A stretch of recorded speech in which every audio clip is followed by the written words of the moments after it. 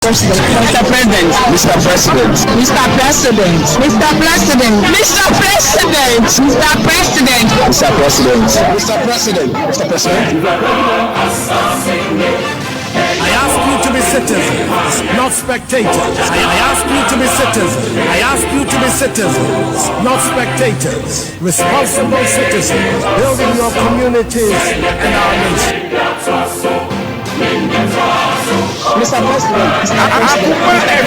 Mr. President. Mr. President. Mr. President. Mr. President. Mr. President. Mr. President. Mr. President. Mr. President. I ask you to be citizens, not spectators.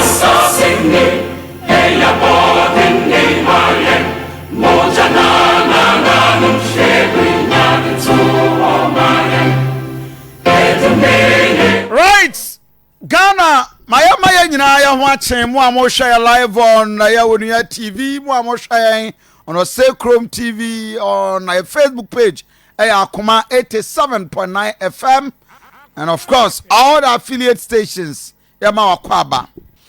Mr. President, good morning. More than years Ghana for anywhere din komo. COVID by every week now we address Ghana for. Afino ya kwana wie ye Ghana budget ya kan awie ye kan Ghana budget awie ye na obi anim said there is going to be hope wo my Ghana mu and sa hope no na ye nyina ye ni da so for in the budget appendix ahodo a yehu ye enti na no pay na na do dan kwa Akufo-Addo e pese address wo in the budget ye the 800 million Ghana cedis the completion of National Cathedral. I de about 12 million cities and ye de Greek. Ye de just about 3.2 million. Ye de the various ministries, Zongo ministry 24 million. Nana, Mr. President, we are aware in the budget Akufo-Addo yenana. And this budget National Cathedral at the time and now the Akufo-Addo, where we see the nation is in crisis. Millions of Ghana cedis and your budget to say you can National Cathedral. At the time you National Cathedral no 6 years into your administration, there was several projects a year pressing important Ghana need be a basic social amenity. Anyone maybe a say at least ne kwan at least oyarea obetimi akọ hospital no anya a good care medical care and a treatment e di amano na sabe obi yare a ye nka nkire ne say eno bompa ye na so obi wu a ansa ne nya bed e di amano since beginning of the year 2022 any addressing and now dan kwa Akufo-Addo on the various abandoned hospitals ahodo a e wo my Ghana mu especially in Asante region the obaba to ye. For the first time in the history of this republic, Obaya will see over 111 hospitals in your first 6 years. We can't start any fresh hospital in Sinwe. Our region yimu. Na mibo other ones are over 2 years no. Apart from Tepa, ene konongo wakwakwa wie ene sa hospital si nyina ewo ho. Mene woka say konfanoche abayare sabia nipa guso a wokọ sesiye ya ye the reception any entrance and ye the aye ward a chese nipa gu ho enya baabi na ya addressing na do dan kwa Akufo-Addo Mr. President based on budget a woka ye 2023 abra ye di millions of cedis kwakwa National Cathedral na nipa egu from ewu ye nya baabi enko. The public affairs director at the Konfanoche Abayare Sabia or say Santamaya and this voice was it's almost a year somewhere April this year 2022 and okay say ya sorry ni amaya no anya den na the various hospitals awa Asante region yentimi antu ho anamon asisi Konfanoche okwa nipa ejis obi wu ansa na nya bed edna to so Piano. It's in Bassi, it's in a referral free. Other say Ashanti region and other surrounding regions. It's Uba conformity says, anyone was in with the picture, the better, or ambulance, a day emergency, a free, tunnel south, the Chima north, and a swami. And at one particular community, 87.9. Now, regions me and son. And the case is a bus in the emergency center. Until it's a bus of Remua. So they make a chairman, baby, one mouse and Kajinipa Bear, you do that's the original plan. Because all the cases are ending up here. And no, Okom Sisia, Nipper Gummy over 40. I can't pan a bobo home. Ya Tom Pat, you bend no Mayama for say, no bed, no bed. Yeah, you can't bed that. The space. It's good. And it's all no more. Originally, President Kofi sent an Mayan, and part of another one. We are counted over 48 beds. A best hospital now, and there can't be a demand that done. As I say, be any consider part of cry, the person within the part of so. Will be an order for. Mr. President, Pierre, and as a public affairs director, I was saying, baby, any quasi, I didn't pass you or confirm not to Kano, I didn't pass. Nipa gufom nipa wu Ghana ha ade kum nipa pa anya yade but inefficiency and lack of spaces and lack of logistics in various hospitals to kwa awon yare kura this will be vampire say wu ansa na ya hwani nua and this is what we are doing. Mr. President, 2022 yantimi anwie any of this major project our Asante region ya term over 800 million ya de kwa national cathedral mu asi e de aba. Oh my Ghana, before say, way back on my penny that Akufo-Addo and a Eurojet project about 6 hospitals nationwide and a Egypt aban boy I'm on penny that Akufo. A time I say buy ever twice so yeah over 339 million US dollars. And a project Asante region yam kwa nanka yenya many of them our region. Me no waka say na na read Akufo-Addo no pay here kai will say the year is coming to an end, the year 2022. Emma was second term winya ye watch him at the afeno mfemienu eba na wie ye kai wa no pay Mr. President. So we have national cathedral no mama me national cathedral what do what two nkofo a we dey nipa over 800 million as a budget 2023 mono na na read Akufo-Addo ye kai will say 500 bed hospital Esia Ferry military hospital Achumangwa Bega district na nay yentimi nwie. The president ye kai wo na no pay say wo kwa Ferry military hospital over 500 bed capacity entina mama me the two video compare the two. Mr. President, are you going for this hospital and as wo call for national cathedral ayi omahene awo ukuro say wonananom ene bomb empire so wo da say yenti no eno ho adwuma na wo ye. Mr. President, are you thinking of building cathedral enie national cathedral enie ye be kwa akobom empire wo ho and hospitals are a good Ghana Asante regional over 500 bed capacity yes we gas ni bibia ye ready ewo ho helipad na betimi esi so na na do Akufo-Addo when chop budget am fan kwa Ferry say yenkwa wi aferi what time budget over 800 million US dollars ya Ghana cities yam fan ko yenkwa wi a national cathedral. So you are okay with cathedral but Ghana ni awayare ne de ne ho anko. In 2017, during the 2016 election, John Dramani Mahama called Aferi military hospital. So, project in hospital, ya buy ya sia, ya do baby, ya intimi and ye, and what we are thinking they say, I bind bet me a bois, John Dramani Mahama at Aferi, a brown no coy. Now all can near be our now wow, dibe do ye, baby, our time was a fire. No we nyina de bedu ye and this hospital ana ke twase di 3 years ababi aba on the priority emfa maninti no mo ba mo tetare ho saa. Is it because hospital no mo ya mo nya sika ni wo hunti ana because of DNT and mu choose something important. The ordinary Ghanaian be able to catch us.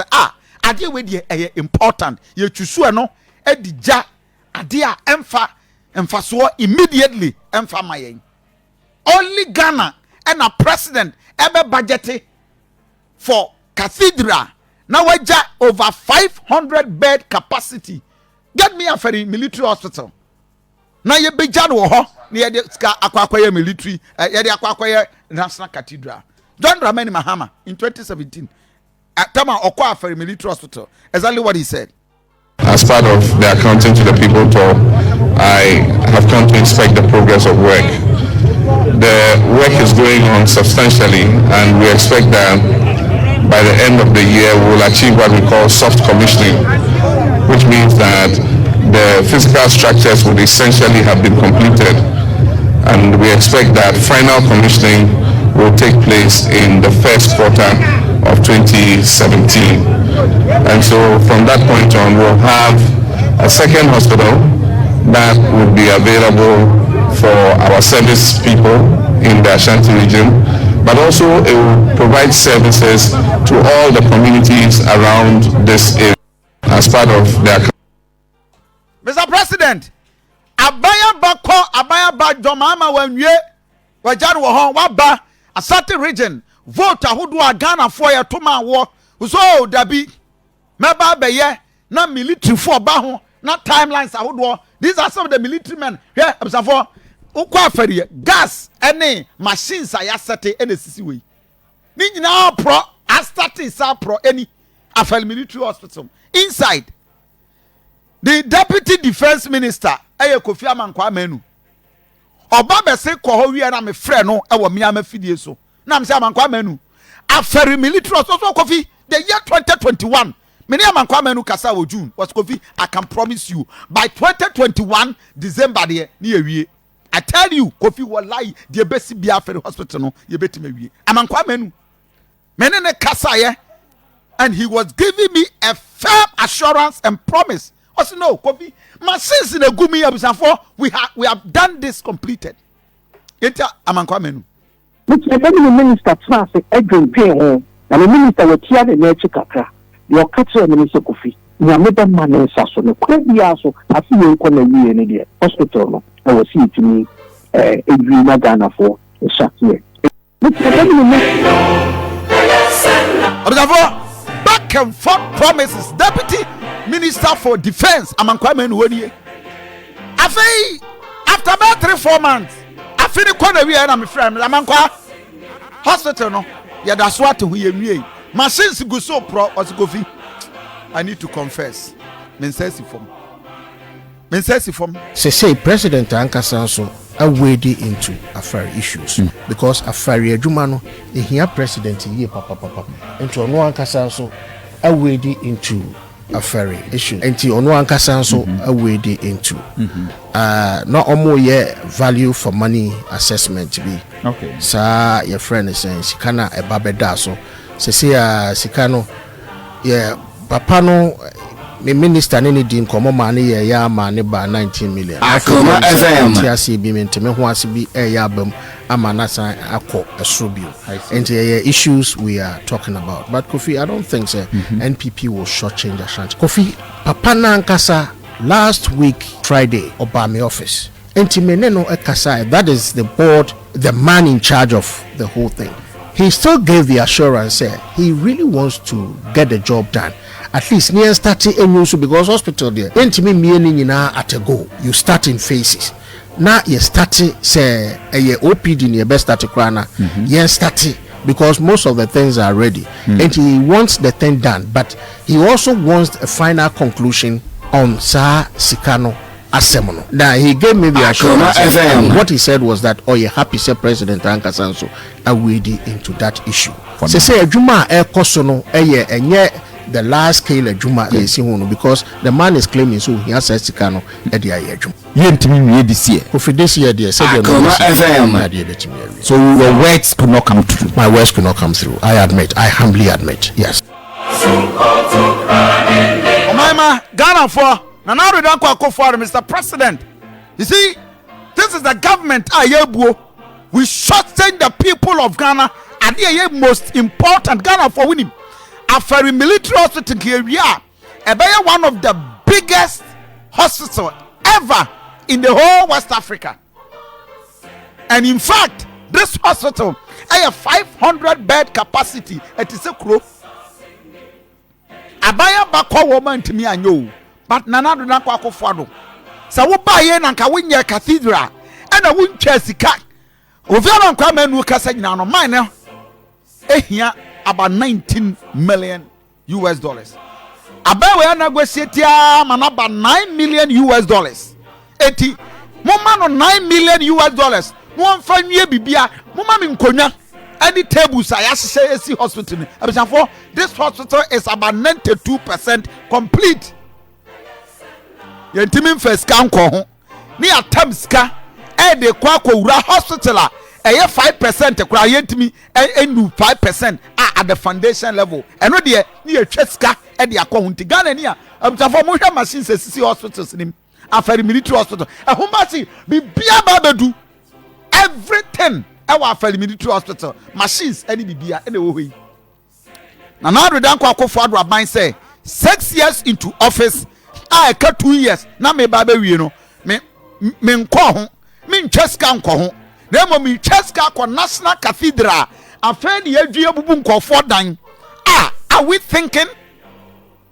Debio wa abra wo ba konfo no chia. Ukọ Suntreso, ukọ Atonso Agogo Hospital, ukọ Mensia Hospital ni pegu form, eno de ye nhwe nwe ho.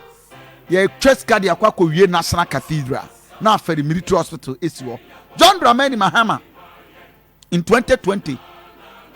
Ya baba to bo say, nwanwa sababi a wodi hospital kura du ye, na ne ebesi ne obi antimi nwie. John Dramani Mahama. Yes, one has to be disappointed, especially when government is formulating projects for new hospitals. I mean, these ones that are near completion, I thought that government would have exercised some diligence and apportioned some of the resources to complete these ones, because it's taxpayers' money that has gone into building them. It's not money from my pocket. It is our collective money as Ghanaians. And you remember when we went to Afari, work was ongoing very strongly. This was in 2016, and it was almost 90% complete. And the contractor assured us that early in the following year, that's 2017, we'll be able to come and commission the project. Unfortunately, 5 years on, the project is still standing, and I'm sure that the costs are going to escalate, because if you don't go according to schedule, then it becomes more expensive to complete the project. And it's not only Afari, you have Sewa, you have Fomina, you have Kumawu, you have Abetifi. The same thing is unfolding there. Yes. In the year 2017, and I'm minus mommy 19 million US dollars. In 2017, now $1 to a cedi, just 4 cedis, 72 pesos. And now $1 to a cedi, 13 Ghana cedis, and to multiply. Are we thinking as our mind? And I do not call Akufo-Addo. 2017, now minus a mommy 19 million. You are not in family hospital. Ya am farmer no. Ya yes can be over 40 million. National 400 million. To National Cathedral, you search over 800 million. I de ko. You ntiminya seska we nyina fanko. Mr. President, anope ye kai will say, "Sa National Cathedral budget wo ho a Afari military hospital ye nya nwie." Asante mai, ye kai na na do dan ko Akufo-Addo say, "Me ne mo kasa sesi e Sewa Regional Hospital, 25 bed regional hospital. Asante region 250 bed capacity. Our bosomche 2015 May any start here. We are sure any musa ko betima wie se sia Asante region.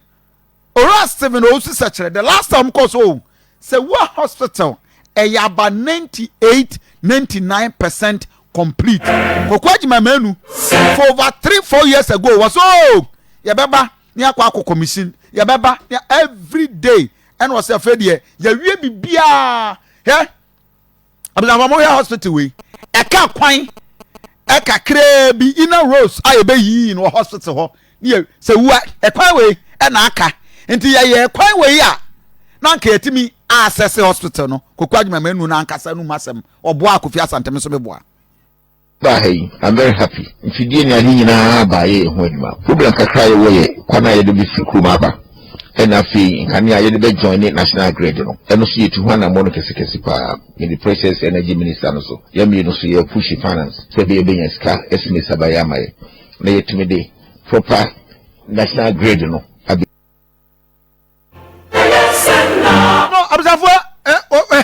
Jesus Christ, Mr. President, at Nanado, Anope Misrao. Listen to me. She hospital ya wow when you question and nani. You are done. The hospital 2015 started, completed ye a quine kekene a supposed regional hospital. 250 bed capacity and a nipa wu konfanochi. Nipa wu mensia, nipa wu centraso, nipa wu ewa tonso agogo. Na ye wo 500 bed capacity sia ferry.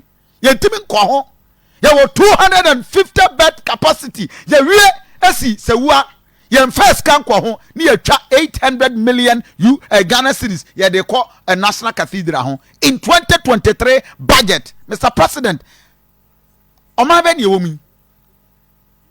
Residents was sewa o me se abusafo residents sewa residents nana yesra mu the hospital mo ma wie maye. Listen to the resident. Hospital abe ni se wi aboaso yi eboa kuro ni wo man ni nyina ne de ehu ni se yesre mpanimfo se yesre wo mo omommoa no omonya ni ntemaye ni apomuden no enwie peye ma apomuden no obi na abebie bi aban enya aban die wono ane die no wabebie wa ha ne ekọ the scar no wogie na no odin nti esra aban so hu ye mobo no meye oman die ni nyina omohe ase ache omo hyase wo mama pen so na ba ye nso kura wonye mfie kwonwotwe ti esre no se panicho o me mo de ameye maye eye how kese je ye kopram so ye ha card kopram so na asa ago ke how de fm se ebi obi yale a ise bi nipa no se mu ye de se de kwa wo ana se bi apram so me kwa na nze me ko hwe me ho opram so me o ma se me da o se me ba the doctor nkwa ka se ka July mu no me de me bi nenka minka kwanya de nsa ma obi ba je hwe ni mu na so akusi koda nkwada je de ye tewo ye hwe de binyankopon be de ebe ye di se mutimi ebe ye ma ye se de be ye akontwa no enye tintin ma ye ko be fi ya bi a unya ka speak in fa hanko ja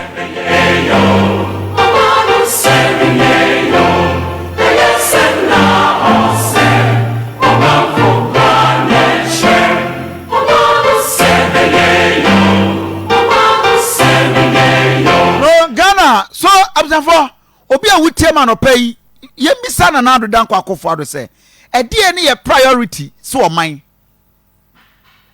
edie Asante region wa wani abra wo ye deda no pay what is our priority hospitals we je guhirem ye ntimi nkọ ho ya tam over 800 million ye fa nkọ we cathedral in this 2023 budget afi ekọ na wie ye na do dan kwa Akufo-Addo Asante mansa menka wo sa fere hospitals we nyanwie e ka just 3% penny awie se wo hospital ka just 1% penny awie nana me no ka sa se kumawu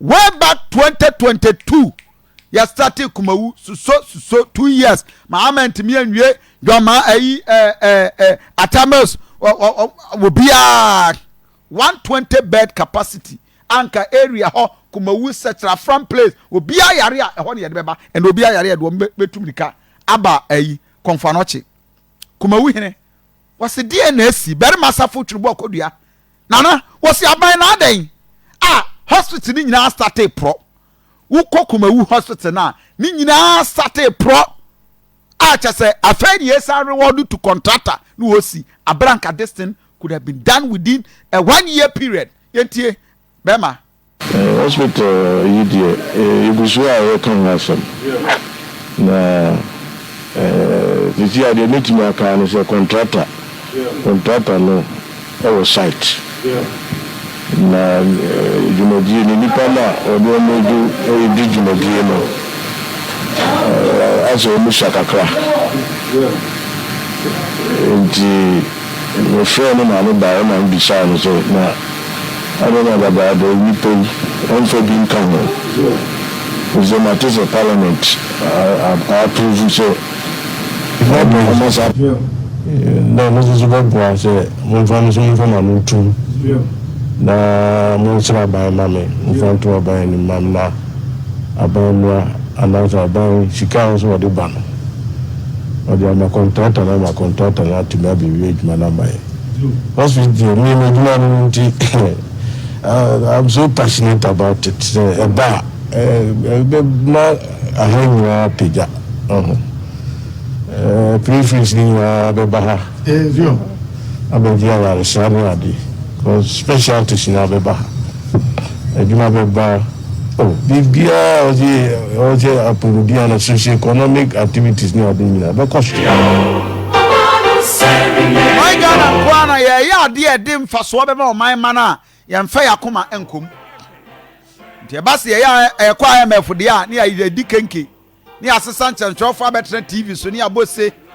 Adia ehiam fam faso ma o man no kitikitino but the hospital is why see wie na nipa da sani yare a okọ o man bia nka nipa nya nka ne yadam onyani nsuo nom onya kakra obedie wo kwa akoto a wawie na kwan ya ye de ama no o man bia nsori nka se o man pani sori first cash obi abotomu but the basic social amenities eno ne yaka se we your mind Ghana nko na gise yesre ansa na hospital kran ya ye de amaye abusafo ukọ Formina hospital me no wo kasa sesi go to Formina NMS infrastructure Formina ye wie as a 2016 na ye ba election me call Formina na Formina hospital therefore fan ni bibia air condition nyina start is pro we are done with Formina ye da so at Formina ni Formina hospital eni o ene obi anyem adwuma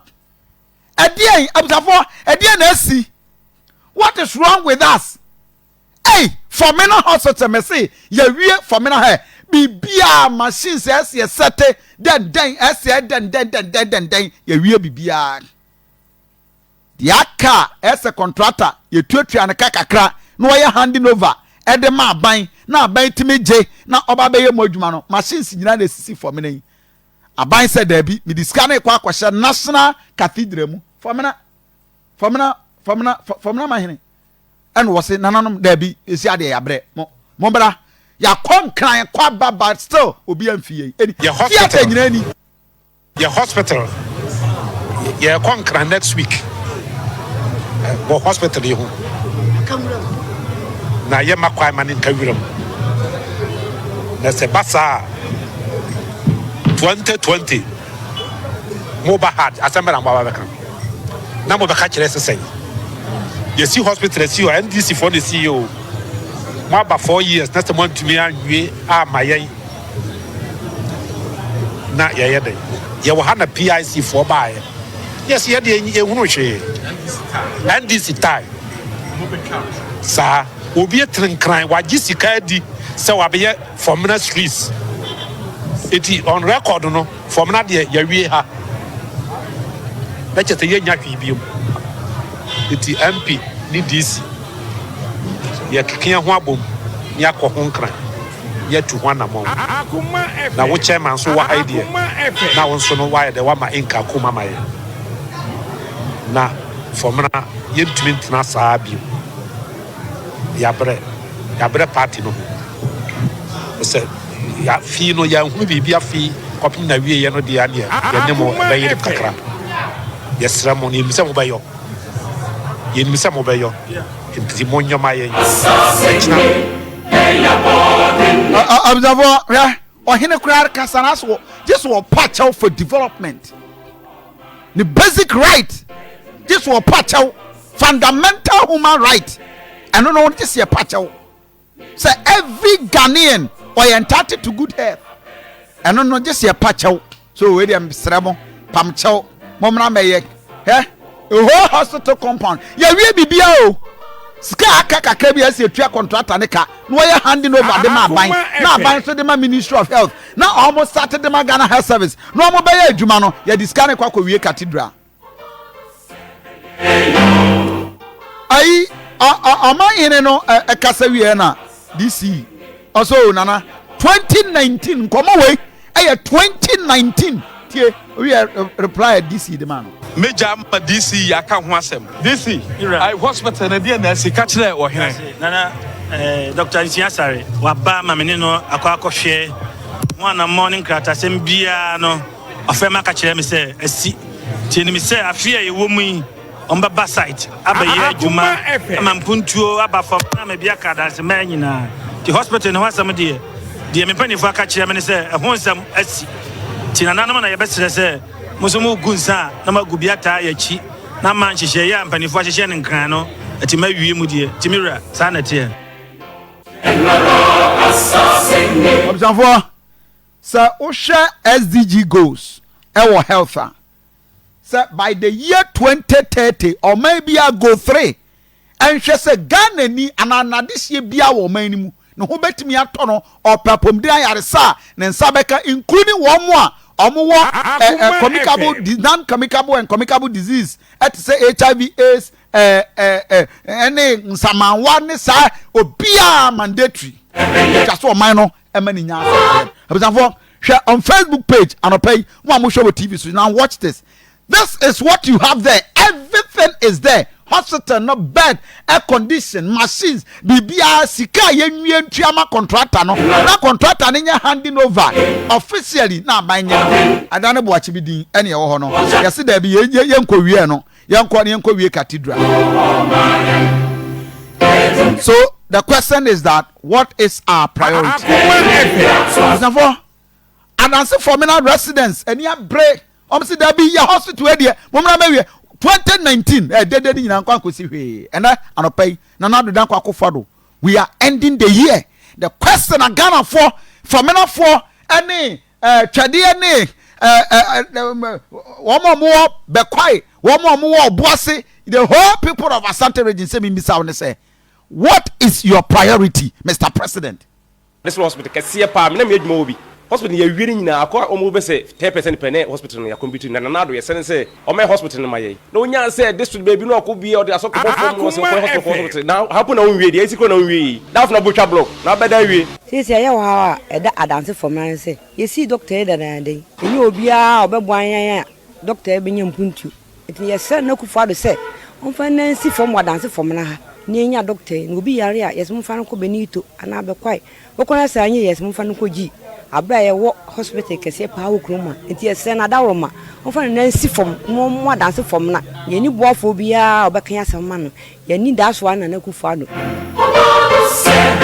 Mr. President, hospitals we nyina egu ho ne ye nyanwie August September 2020 ya ba beto aba na mudimnika hey 5 district hospitals our Asante region kwakwadwuma menu na be ya shortcut twede Manson Kwanta, Sabia Krofrom Drobonso and Swame.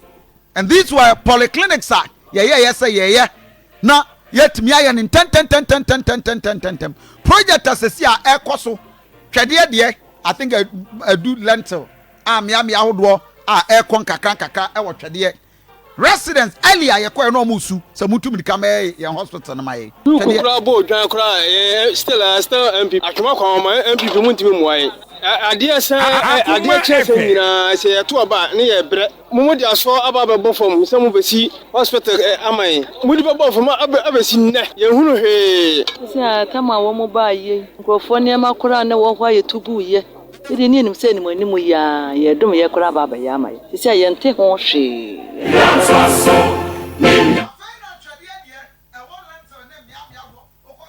Sabia Krofrom. Ene mia hodo kakra ene yeguso na kukufa ene ye yeti kuraimu ye wo tafo hospital our mampani da Akufo way back 2008 ana papa no start ye we sie wie tafo maternity block a ye wie ebesi ne ye nwie ye twaska ye de kwakọ wie national cathedral na nanu ma yemfo wo ho ayi na na frempo ababi o osin aden tafo hospital bone be ne de ayi aban onka ne yempa ne chewo na mo de memaye ayaresemu yenhwe konfo anoche de esi o maternity yi saa da no ya yende ye buegu sikanso ne de saase saa kwantue no ana ye pesa tafo de ensonso ye no maternity no nsuo bɛbono na yɛyi mmɔmɔ a yɛbɛba ho yɛ sɛ ɔmom yɛ mu daa no na ahoɔden na sikasɛyɛ nea yɛhwehwɛ no na wɔde yɛku yɛnim a na ɛde yɛ saa yɛkyi a na ɛde yɛgyina faako ɛno na ɛsɛ yɛbisi ho yɛbɛto abadeɛ a yɛkasa nko yɛto abɛwie no nko deɛ ɛkɔ no na yɛhunu bi afei de adɔ yɛn sɛ nneɛma no sika no yɛnyɛ de ama yɛn nkɔhyɛ aseɛ koraa yɛasa adeɛ no ase ne ayɛ a nea sɛdeɛ wo nananom de gyaa wo ɛno na ɛsɛ wotoa so na nyɛ sɛdeɛ wo nananom de agya wo ayi wo ba bɛdi ne nyafunyafu na wakɔ Abusafo yɛ hospital wohwɛ no woba Facebook page a dose nyinaa gugu hɔ Lucas bibia yɛasɛ ne nyinaa ɛde a ɔman koraa ni yabɔ kato nneɛma gu ɔne asɛ no ne yɛsan bɔ ka ne yɛtɔ foforɔ ne asɛ no ne yɛbɔ ka ne yɛtɔ ne asɛ no yɛbɔ kato saa ne yɛgya guɔ ne yɛkɔ akɔwie cathedral wokɔ hɔ a the last time yɛgyina hɔ ɛna obi bɛwuyɛ ɛwɔ tafo ɔbaa ne nie ɔde ne maame nom ne baeɛ ɔmo kokɔ ni mu ane nam hɔ the last time about 3-4 months a yɛne captain no nyinaa ba bɛyɛ program the people's affairs yɛgyina ha no maame wɔ wuyɛ ɔna mo hwɛ no Facebook page no life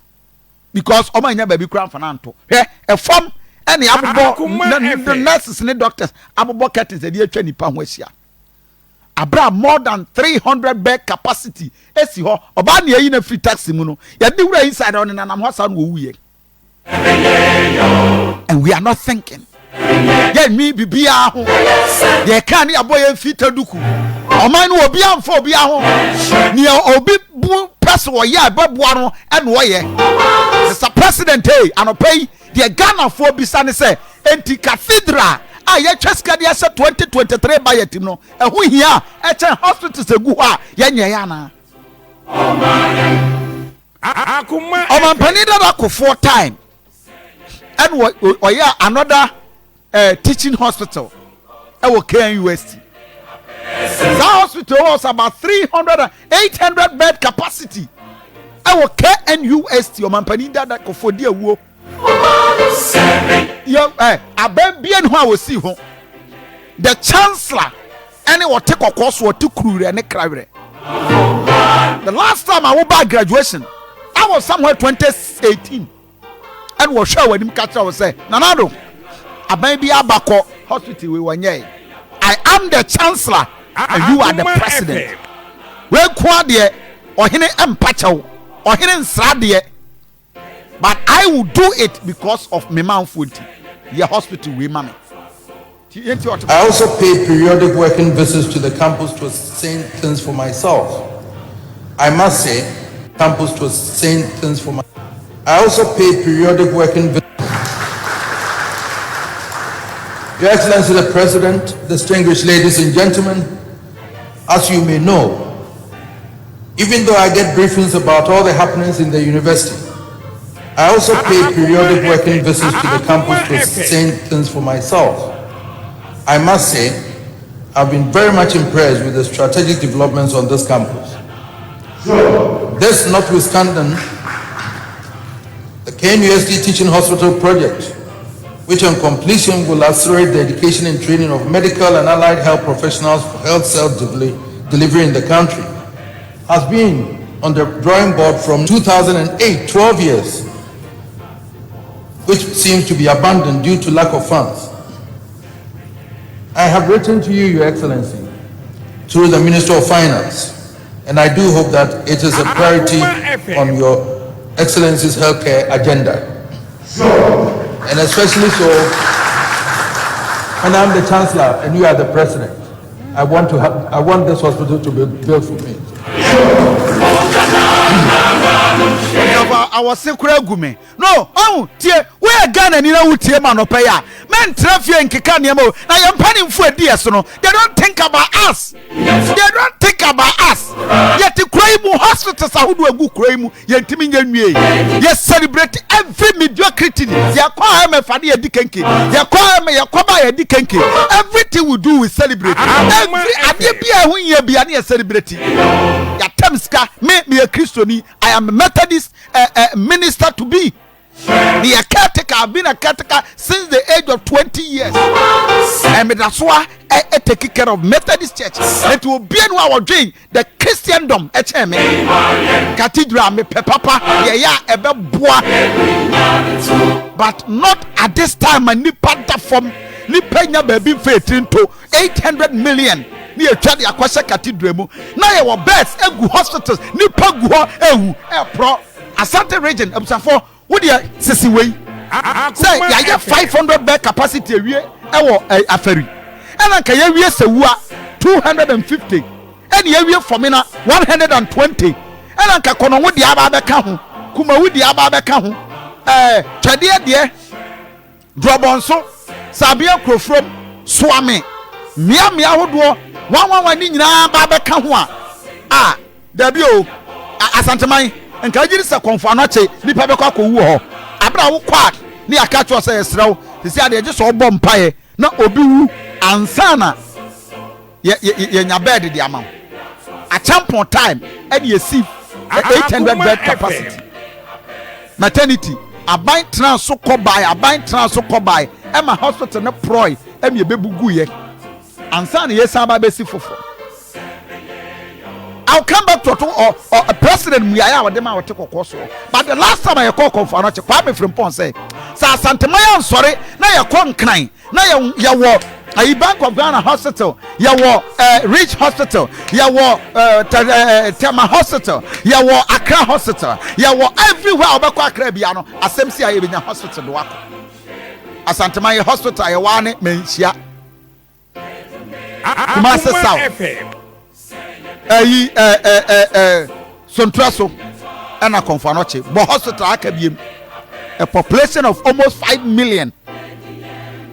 A population of almost 5 million according to Ghana Statistical Service. But over the reality, Asante Rijinipe Wahano, almost 6 million. Will be uncommon. The last time I come from all kind of position. No sumpu.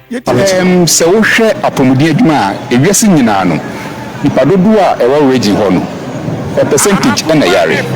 So percentage na yare no yare a on be hospital. So percentage no emu bia no na ebinya emergency.